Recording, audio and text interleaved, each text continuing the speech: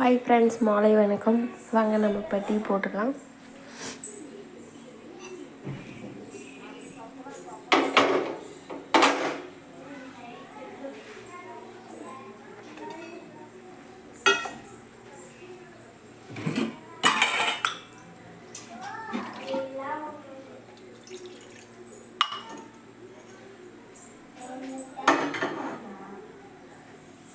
Friends, tea நல்லா கொதிச்சிருச்சு.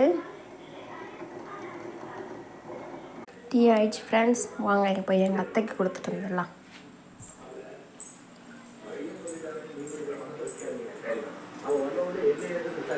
அத்தை இந்தாங்க.